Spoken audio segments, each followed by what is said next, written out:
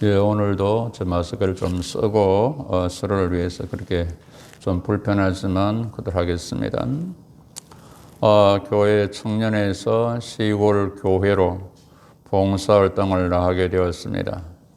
승합차를 타고 가게 되었는데 우연찮게 뒷좌석에 가운데 청년회장이 앉고 좌측에는 나이가 많은 여청년이 또 오른쪽에는 나이가 좀 적은 여청년이 앉게 되었습니다. 시골길이 비포장도로라 자동차가 이리저리 심하게 흔들렸습니다. 청년회장이 나이 많은 여청년에게 쏠리면 주여 시험에 들지 않게 하옵소서라고 기도했습니다. 그런데 나이 적은 여청년에게는 주님 뜻대로 하옵소서 했다는 그런 얘기가 있습니다.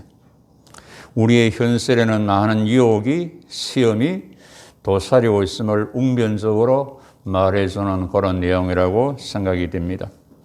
여러분, 우리가 살아가면서 시험을 당하지 않는 사람이 어디 있겠습니까? 유혹을, 미혹을 당하지 않고 살아가는 사람이 어디 있겠습니까? 아름다운 동산, 에덴 동산에도 아담 하와에게도 시험이, 유혹이 왔습니다. 하나님의 아들 예수에게도 연속적으로 3번이나 유혹하는 자의 시험이 왔던 것을 우리는 기억합니다. 히브리서 4장에서 우리와 똑같이 시험을 받으셨다. 그렇지만 예수님은 죄가 없으신 분이라고 우리에게 말씀해 주십니다. 이러한 걸 보면 이 세상은 공중권세 잡은 자의 세상으로서 온갖 유혹과 미혹, 시험으로 가득 차 있습니다. 여러 가지 명예로, 돈으로, 권세로, 정욕으로 갖가지로 우리를 시험하고 넘어지게 하고 있다는 말이 됩니다. 그래서 셰익스피어는 유혹을 가리켜 내 팔꿈치에 있는 마귀다 그랬습니다.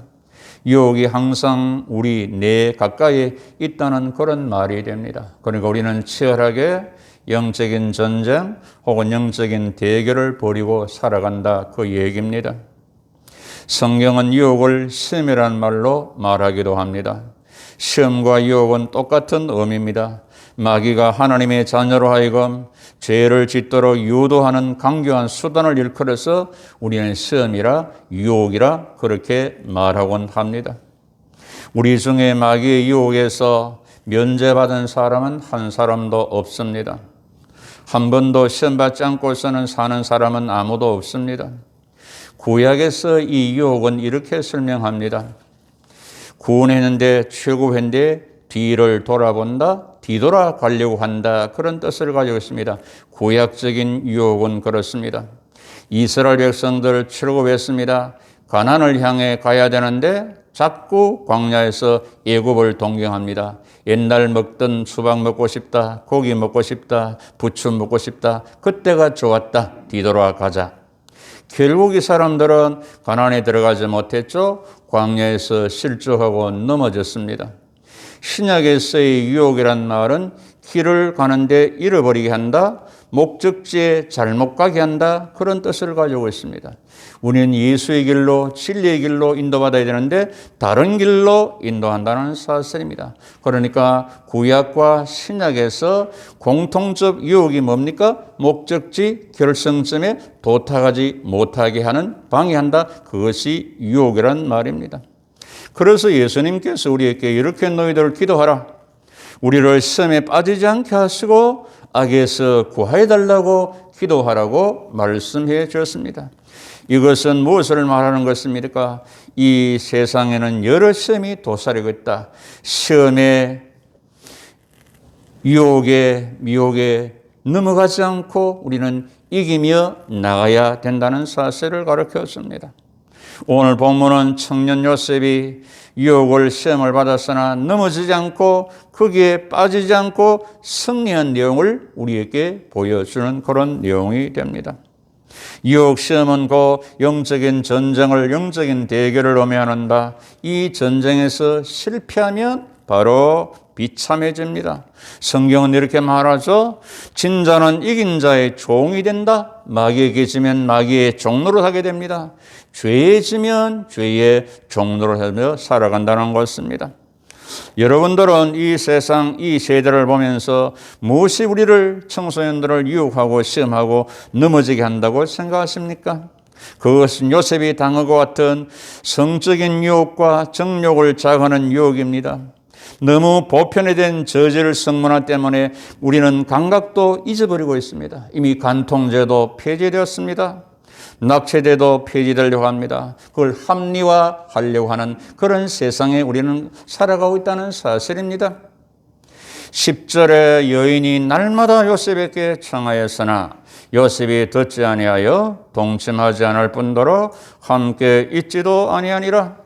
날마다 유혹했다. 끈질긴 시험, 지속적인 그런 유혹이 있음을 우리에게 가르쳤습니다.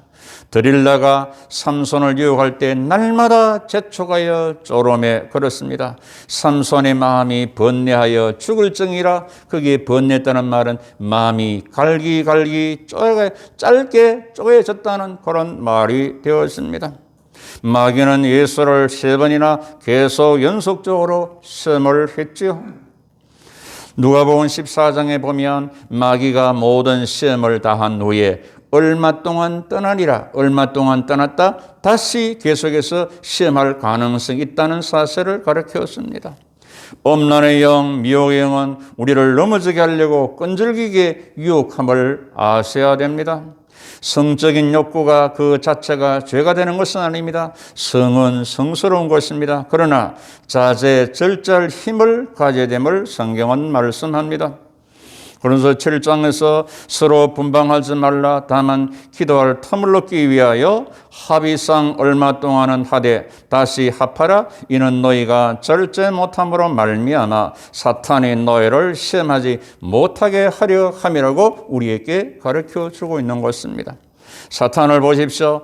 요셉이 지금까지 고생, 고난, 버림, 팔림 거기에 넘어가지 않으니까 성적으로 엄란의 영으로 유혹하고 있음을 보게 됩니다. 마귀는 할 수만 있으면 경건한 믿음의 사람을 넘어지게 하기 위하여 끈질기게 교묘하게 유혹함을 아셔야 됩니다. 택한 자라도 넘어지게 하려고 하겠다고 성경은 말씀합니다. 그래서 음행은 죄가 되기 때문에 하나님께서 반드시 심판하십니다. 구약에서 2가지 큰 심판이 나오죠. 노아 심판, 소돔 고모라 심판.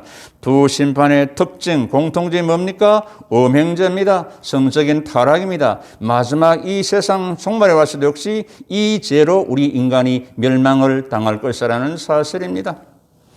노아 시대 사람들, 하나님의 아들들이 사람의 딸들의 아름다움을 보고 자기들이 좋아하는 그 모든 여자를 아내로 삼았다. 이 해석이 여러 가지 있지만 경건한 셋의 후손들이 불경건한 가인 후손들을 육적으로 보고 좋아했다. 그게 타락했다는 말이 되었습니다. 그러니까 육선의 정욕, 안목의 정욕으로 살았다는 사실입니다. 사람의 죄악이 세상에 가득함과 그의 마음으로 생각하는 모든 계획이 항상 악할 뿐임을 보시고 하나님이 사람 지었음을 한탄했다. 그런 표현이 나오는 것을 보게 됩니다. 그래서 마태복음 24장에 보면 노아 시대와 같이 인자의 맘도 그리하리라. 홍수전에 노아가 방주에 들어갈 첫날까지 사람들이 먹고 마시고 장가들고 시집가고 쓰면서 홍수가 나서 멸하기까지 깨닫지 못했으니 인자의 임함도 그러하리라. 예수님 이 땅에 재림할 그 임박한 시대도 역시 노아 시대 같은 이런 시대가 될 것임을 성경은 예언을 해 놓았다는 말입니다.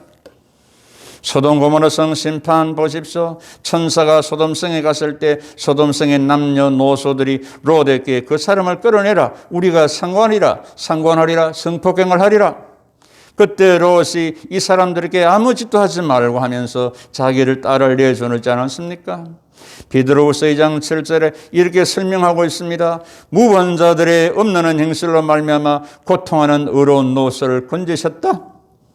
유다서 1장 7절에 소돔 고모라와 그 이웃 도시들도 그들의 같은 행동으로 엄란하여 다른 역사를 따라가다가 영원한 불의 형벌을 받음으로 우리의 거울이 되었다. 그걸 거울로 보고 너희들 말세를 살아간 너희들이 조심을 하라고 성경은 말씀합니다.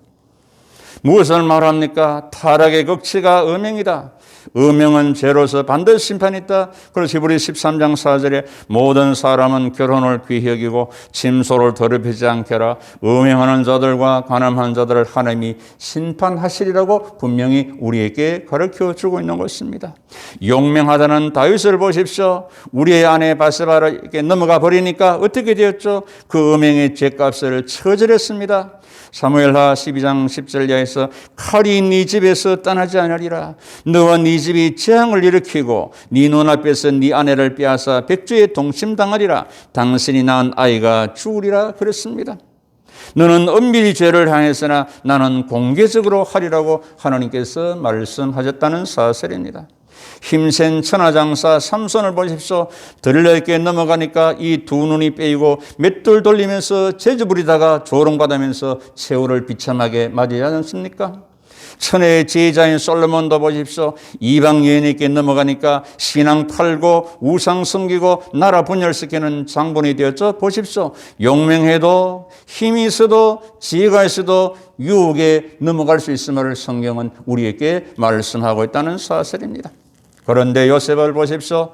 용모가 준수했다고 그랬습니다. 17세에 팔려갔으니까 지금 대략 27세 정도 이런 청년 요셉이었지만 시험을 이겼습니다. 유혹을 이기고 있음을 보게 됩니다. 10절을 보시면 여인이 날마다 요셉에게 청하였으나 요셉이 듣지 아니하고 동참하지 않을 뿐더러 함께 있지도 아니하니라. 청년 요셉이 이것보다 더 큰 유혹, 더 무서운 시험이 있었겠습니까? 그런데 넘어가지 않고 이기고 있음을 보게 됩니다. 요셉이 어떻게 해서 이겼습니까? 처음부터 단호하게 거절했습니다. 7절 주인의 아내가 요셉에게 눈짓하다가 동침하기를 청하니 8절 요셉이 단번에 거절했습니다. 아예 상대방이 가능성을 생각하지 못하도록 틈을 주지 않기 위해서 확고하고 분명한 태도로 거절하고 있음을 보게 됩니다.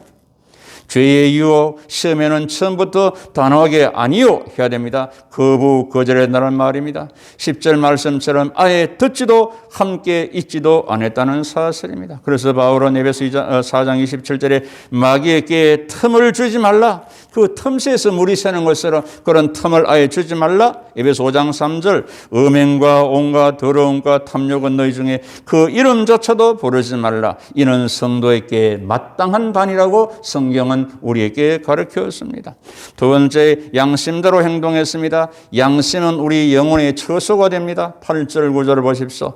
내 주인이 집안의 모든 소유를 다 내게 위탁하였고 이 집에는 나보다 큰 이가 없고 주인이 아무것도 금하지 않았어도 금한 것은 당신뿐이니 당신은 그의 아내가 됨이라고 말하고 있음을 보게 됩니다.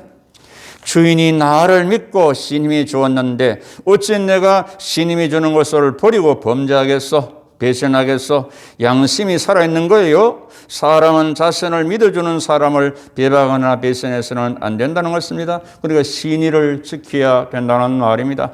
양심이라는 것은 함께 안다, 그런 뜻을 가지고 있습니다. 내가 알고 너가 알고 하나님이 안다는 말입니다. 그래서 양심은 일천명의 정의라는 그런 말이 있습니다. 일천명이 보는 앞에서 행하는 것처럼 꺼리낌이 없어야 된다, 그 얘기입니다. 그래서 디모데서 1장 19절에 믿음과 착한 양심을 가져라. 어떤 일은 이 양심을 버렸고 그 믿음에 관하여는 파선하리라. 믿음과 양심을 같이 보고 있습니다. 믿음과 양심을. 양심이 마비되면 믿음도 마비되고 믿음이 파괴되면 양심이 파손되고 결국 화인 맞은 양심이 되는 것입니다. 양심이 살아있어야 믿음도 살아있게 됩니다. 그래야 죄의 유혹을 이길 수가 있다는 사실입니다. 그래서 요셉은 하나님을 두려워했습니다. 하나님 앞에 죄를 지을 수 없다. 하나님은 다 보시고 알고 계신다. 9절 하반절 내가 어찌 이 큰 악을 행하여 하나님께 죄를 지으리요. 사무엘하 12장 9절 10절 보십시오. 간음죄를 범한 다윗에게 나단 선지자가 말하죠. 사람에게 바세바에게 범죄했다고 그렇게 말하지 않습니다. 어쩌여 네가 여호와의 말씀을 없음지고 하나님 말씀 없음지고 나보기에 하나님 보기에 악을 행하느냐. 10절 이제 네가 나를 없음지고 하나님을 없음지고 우리의 안을 빼앗았다. 그리고 벌을 선하죠. 음행죄는 하나님 말씀을 하나님을 없애는 것이다. 하나님 앞에 악을 행하는 것임을 성경은 우리에게 가르쳐 주고 있는 것입니다. 다윗은 하나님이 살아계시고 모든 것을 보시고 아시고 계심을 몰랐으나 요셉은 하나님이 살아계시고 모든 걸 보시고 아시고 계심을 믿고 있음을 보게 됩니다. 11절 보시면 요셉이 그의 일을 하러 그 집에 들어갔을 때 그 집 사람들은 하나도 거기 없었더라. 그래도 요셉은 하나님이 보시고 계심을 알고 어찌 하나님 앞에서 이 큰 죄악을 지으려 하면서 피한 것입니다. 사람은 없고 안 보이도 하나님은 계시고 보신다. 그러니까 하나님의 면전의식을 가지고 살아가야 된다는 사실을 가르쳐 줍니다. 과자를 훔쳐 먹은 아들에게 엄마가 이렇게 말합니다. 하나님이 너를 보고 계신 것을 알고 있었나? 네. 하나님이 네 마음속을 살피고 있는 걸 알고 있었나? 네. 그러면 네가 과자 훔쳐 먹을 때 하나님께서 네 보고 뭐라고 하셨느냐? 아예 대답이 이랬습니다. 너와 나 둘뿐이니 많이 먹으라. 그렇게 하시죠. 우리가 혹시 이렇게 살고 있지 않습니까? 기도할 때 할 때는 하나님이 살아계신다, 보고 계신다, 알고 계신다가 말하고 고백은 하지만 실제로는 하나님 없이 무시하고 내 신앙 방식대로 살고 있지는 않습니까? 지금 이 시간 현재, 지금 여기에 현장에 하나님이 계심을 우리는 믿고 살아가야 된다는 사실입니다. 요셉은 그 장소를 피했습니다. 도망갔습니다. 12절 13절. 그 여인이 그 옷을 잡고 나와 동침하자 요셉이 자기 옷을 그 여인의 손에 버려두고 밖으로 도망했습니다. 우리가 마귀에 시험할 때 우리가 마귀를 정면으로 대적도 해야 되지만 때로는 지혜롭게 피할 줄도 알아야 됩니다. 야고보 4장 7절 마귀를 대적하라 그러면 피하리라. 그렇지만 음행의 시험 정욕에게는 피해야 됩니다. 디모데후서 2장 10절 너는 청년의 정욕을 피하고 주를 깨끗한 마음으로 부르는 자들과 함께 의와 믿음과 사랑과 화평을 따르라. 우리가 마귀와 정면 대결할 때도 있지만 때에 따라서는 피해야 된다는 사실입니다. 대적할 때 대적하고 피할 때 피하는 그런 지혜로움이 필요하다는 말입니다. 다윗, 삼손, 솔로몬도 피하지 않았기 때문에 걸려들은 것입니다. 사랑하는 성도 여러분, 하나님께서 우리를 향한 뜻은 거룩입니다. 이 시대에 교회와 성도가 회복해야 할 경건의 덕목이 무엇입니까? 그것은 바로 거룩이라는 사실입니다. 다른 말로는 순결이고 정결이고 성결입니다. 고린도서 6장 12절 20절 우리의 몸은 음란을 위해 있지 않고 주를 위해 있다. 그래서 이 지체를 가지고 창녀의 지체로 만들 수 없다. 음행을 피하라. 사람이 범하는 죄마다 몸밖에 있거니와 음행은 자기 몸에게 죄를 범하는 것이다. 너희 몸은 하늘부터 받은 성령이 계시는 전이다. 값을 주고 샀기에 너희 것이 아니라 그런저 너희 몸으로 하나님께 영광을 돌리라고 성경은 가르쳐 주고 있습니다. 여러분, 유혹받는 자체는, 시험받는 자체는 죄가 아닙니다. 유혹에 넘어가게 되거나 시험에 빠지면 죄가 되고 치명적인 상처를 입게 됩니다. 그래서 바울은 이러한 사건을 보면서 신령한 너희들 온유한 심령으로 자신을 돌아봐 시험을 받을까 두려워하라고 우리에게 가르쳐 주고 있습니다. 여러분, 하늘에서 똑같은 햇빛이지만 그 빛이 초콜릿에 비치면 초콜릿의 녹아 없어집니다. 그러나 진흙은 굳어집니다. 똑같은 햇빛인데 죽은 나무는 더 바싹 마릅니다. 산 나무는 더욱 신성해 살아갑니다. 시험 당하고도 강해지는 사람이 있고 약해지는 사람이 있고 시험 당해도 사는 사람이 있고 죽는 사람이 있다는 말입니다. 여러분, 시험이 오는 길이 보이십니까? 어떻게 승리할 수 있을까요? 그 길을 가지 않으면 됩니다. 보지 말고 먹지 말고 탐하지 않으면 되죠. 피하면 되지요. 사랑하는 성도 여러분, 우리는 소돔 고모라 같은 이 세대를 본받지 말고 음란을 버리고 거룩함과 존귀함으로 이방인과 같이 세욕을 쫓지 말고 없는 영의 유혹의 성령과 말씀으로 승리하여 정결한 예수의 신부들로 정결을 지키며 살아가서는 성결한 하나님의 사람들 다 되시기를 유혹과 시험에서 이기시는 주 예수 그리스도 이름으로 축복하고 축원합니다. 여러분, 결론의 말씀 시편 1절 복 있는 사람은 악인들의 꾀를 따르지 아니하고 오만한 자들의 자리에 앉지 않습니다. 할렐루야. 여러분, 기도합니다. 여호와는 네게 복을 주시고 너를 지키게 쓰기를 원하며 여호와는 거룩을 네게 비싸 은혜 베풀 쓰기를 원하며 여호와는 골고를 니게로 향하여서 평강 주시기를 원하노 할지니라. 지금은 마귀의 시험을 이기시고 시험당하는 자를 이기시는 주 예수 그리스도의 은혜와 공중곳에 잡은 자의 유혹을 이기는 권세를 주신 하나님의 사랑하심과 없는 행을 분별하고 이기게 하시는 보혜사 성령님의 은사가 유혹을 단호히 거절하고 양심대로 하나님을 경외함으로 피함으로 승리하며 살아오자 하는 주의 친백성들의 그들의 영혼과 그들의 생각과 일상의 삶과 사람 관계 속에 산업과 직장, 장래와 후손, 이 교회와 이 민족 위에 영원토록 함께 계시기를 간절히 축원하옵나이다. 아멘.